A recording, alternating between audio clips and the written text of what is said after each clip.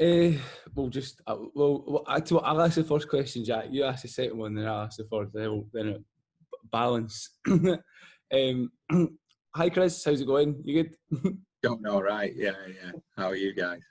Not too bad at all. We're just going to ask you a few questions about positive stories for negative times. And your play, Hold Out Your Hand. And our first question is, what's the play about? I wanted it to be about the experience of having to go through the last few months, and something that would make people think about what it had been like for them. So it's about the experience, because I'm really interested in how we think about what we're going through as much as what we're going through. And obviously I don't know what any of the people who will be reading or will be doing the play have gone through. I don't know whether that's been difficult or easy, whether some of it has felt like incredibly unpleasant, or whether some bits of it have been like really more enjoyable than normal life. You know, there's a huge range. But what I do know is that everyone will be able to think about what that experience was. So it's not about telling them about my experience of it, because they've all got their own. It's about telling the story of someone thinking about going through what we've all been through and are still going through, and providing enough space in that for people to bring their own experiences to it and to talk about what they've been thinking about, and crucially how they've been thinking about it. Amazing. Thank you, Chris. I think you've maybe kind of answered our next question, which is why did you write the play? But I suppose I'll add on to that, sort of specifically, why did you write this play for young people?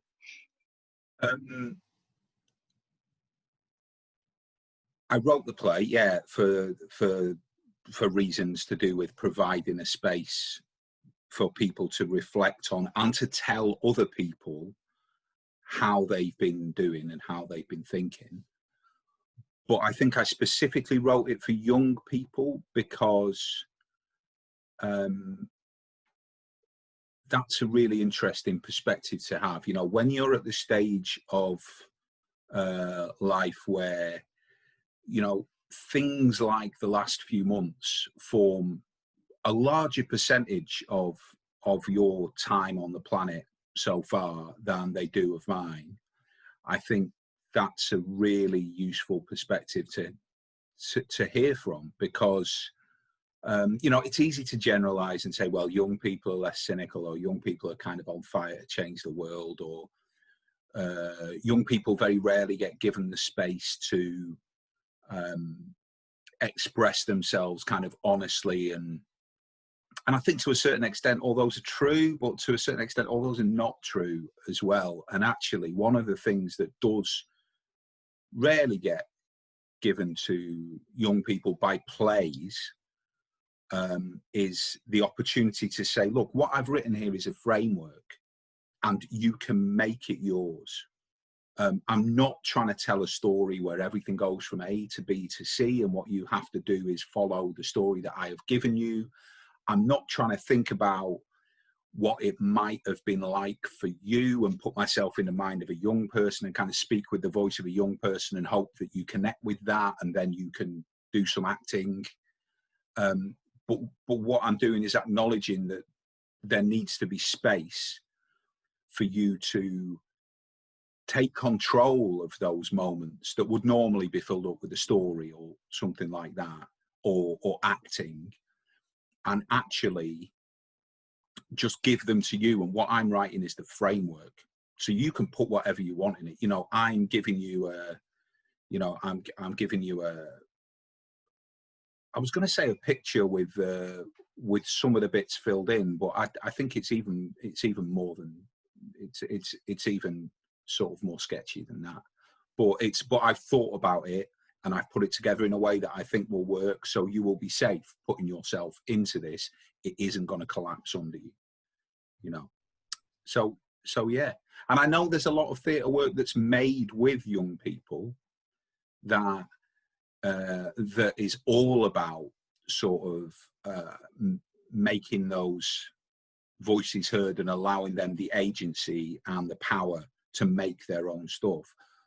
But I think from the perspective of a writer, it's rarer to do that. So I've tried to do that, to give write the framework, not the content. And it's super interesting that we've already seen young people start filling those gaps, and it makes the play so different depending on who does it as well. And it's like, it's really, really exciting, actually. That's really great. And I also want, it's in the note at the start of the play, actually. I also wanted them to not feel that they had to fill the gaps with what people might expect sort of younger performers and artists to put in it. It's like that it works just as well if you fill it with good stuff as difficult stuff. Like, there's no expectation, I think, that it works better if you make it darker or anything like that. And it's really great to hear that there's a variety of experiences going in there, because the only thing it really requires is you to not be the cliche of like what people think you are as a group, but just be honest about what's going on for you right now. And if you're honest, you don't, it's not, you don't have to be anything but honest.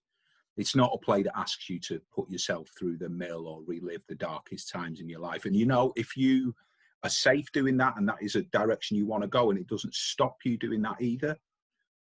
But I think it's really important that it provides the option for honesty, and it doesn't have any expectations of the kind of honesty, the kind of material that you want to put into it. Brilliant. And the final question we just wanted to ask you was, who is the play for as well? That's a really great. It's kind of one of those questions that every time you get asked it about something feels simple, and then like you think about it for 2 more seconds and your head explodes. But I think the clearest answer I can give is it's not. I'll tell you what it's not for. It's not so that a group of young people can perform to an older audience than them and like give that older audience hope or say that they've solved all the world's problems. So it's not putting that expectation on either the people doing it or the people who are watching it being done, either remotely or hopefully eventually in a room with them.